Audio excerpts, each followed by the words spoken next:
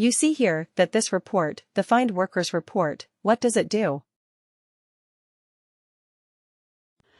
It allows you to filter on certain criteria and you are able to narrow it down to a certain group of workers.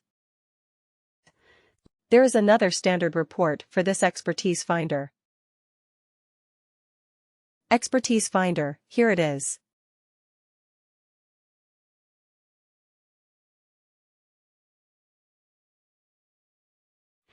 So here you see, Expertise Finder. Again, this report is very similar to what we saw before, but the filter criteria is different, right?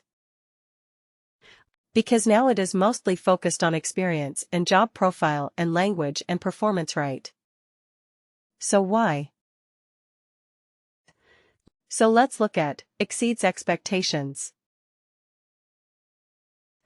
So we have, oh my god, two of our favorites, right? Logan McLean and Teresa Serrano. So they have exceeded expectations. So you can select two and you can add them to a talent pool. Okay, so you can. So this report doesn't allow you to compare, but the Find Workers does. But Expertise Finder, our whole objective is to find people with a certain expertise, right?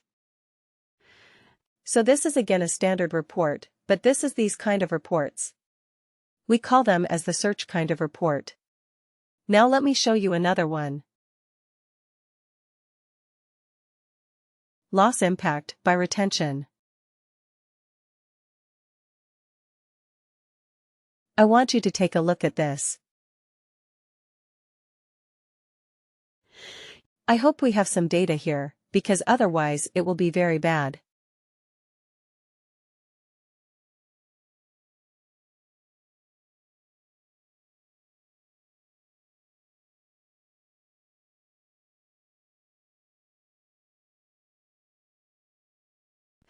Oh, not shown 279. Why not? Okay, let me select everything. Not shown. 139, not shown. Let me select everything.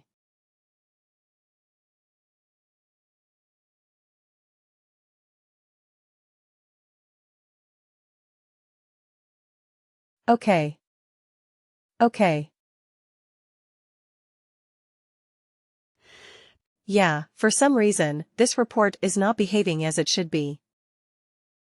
But anyway, if you just look at this particular report, what does this report tell you? Okay, you see, on the horizontal axis, you have retention risk, and on this vertical axis, you have loss impact. So the horizontal axis says how likely an employee is to leave the organization. How likely is an employee to leave the organization? And the loss impact says what will happen if the employee leaves. So what about Logan McNeil? Here is Logan. So what can you tell about Logan? Is Logan leaving?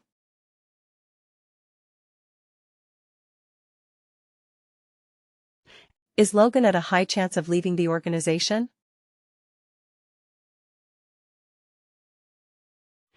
If she leaves, it will be a huge loss, but is she going to leave now?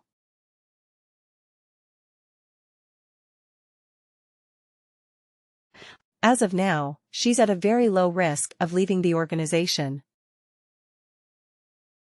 So as of now, she's at a low risk. But what about the person here, Deborah Wilson? What about Deborah? High chance of leaving. And what will happen if she leaves? Huge loss. Huge loss if this person leaves. So what should we do as a manager? Let's say I am a manager and I'm looking at this report. What should I do? I would take immediate action on Deborah. I have to talk to her. I have to see what is the concern. And then maybe I have to give her a raise, or maybe some interesting or challenging work, some good assignments. I have to make sure that she stays in the organization. Otherwise, what will happen? It will be a huge loss to lose Deborah. So just by looking at this report, the manager knows where he or she has to focus his time and attention. Isn't it? In which set of employees? So if somebody is here in this box, let's say in this box, if somebody is there, will the manager be too worried about people in this box? Minor loss. Anyway, they are not leaving. It's a low retention risk. And even if they leave, I don't care. I can get another person, I can replace them easily. What about this one? So there will be a moderate loss. So maybe I need to take care of it a little bit. But if you were to give a priority list, what would be your priority? Which one would be number one in your priority list? Deborah's box, right? So this is number 1, and we can conveniently say that this is number 9. Isn't it? So this is, not number 9. Sorry, it should be number 6, I think. So I think this will be number 6, because there are 6 boxes. And what would be the priority of the other ones? Maybe, as a manager, you would look at this as second and maybe this as the third. And maybe here.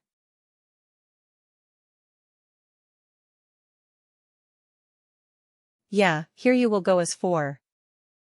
This one will be 5. And of course 6 we have already put in.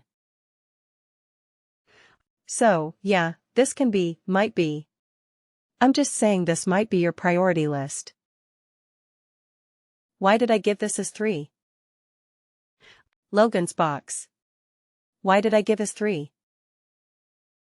Well, this person is not leaving right now.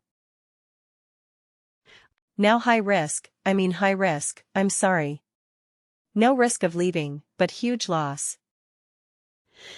So, yes, if you are in actually a risk mitigation mode, maybe you will look at these 2 boxes first. But yeah, then you must definitely watch. Keep a watch on the employees who are in this particular box. But just by looking at this, a manager knows his priorities. Now coming to the question of how does Workday know? Okay, how does Workday know? So well, Workday doesn't know actually. It is up to the manager to flag these employees, enter these parameters. It is again the manager's perspective, the manager's perception of this. Okay, managers, or the HR, or maybe you can do some surveys, or you may not leave it to perception. You may conduct some surveys and, based on that, you might come to this conclusion about this retention risk and loss impact.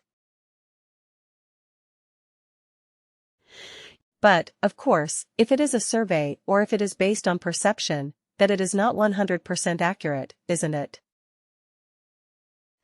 Because it's again based on somebody's perception.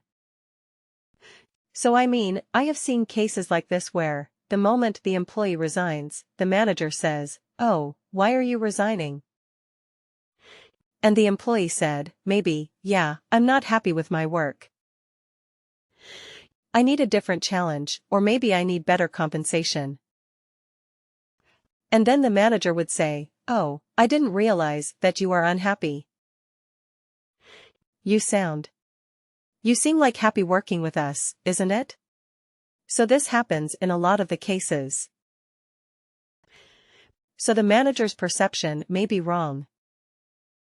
So to avoid that, a lot of organizations are now investing in machine learning, and artificial intelligence to kind of monitor employee behavior.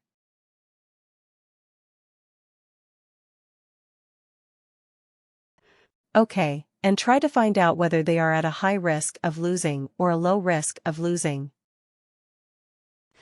So Workday is undertaking a lot of research with leading universities, leading professors, leading experts in the field about how to better judge, or better have this perception about whether an employee is at a high risk of leaving versus not right.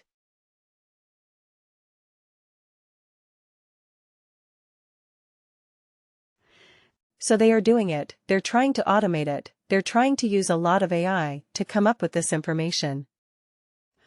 But as of now, it is a field that the manager needs to enter, whether it is a high impact or low impact, or if it's a high risk or a low risk, right? So, as of now, it is mostly based on perception. Alright. So, but anyway, coming back to what we were discussing, you look at this report and you see that each of these reports are of a different kind, isn't it? All these reports are of a different kind. They look so different. And the functionality is so different. That is because Workday gives you around 8 different kinds of reports that you can create. So we will talk about that when we discuss. We'll start our discussion on custom reports.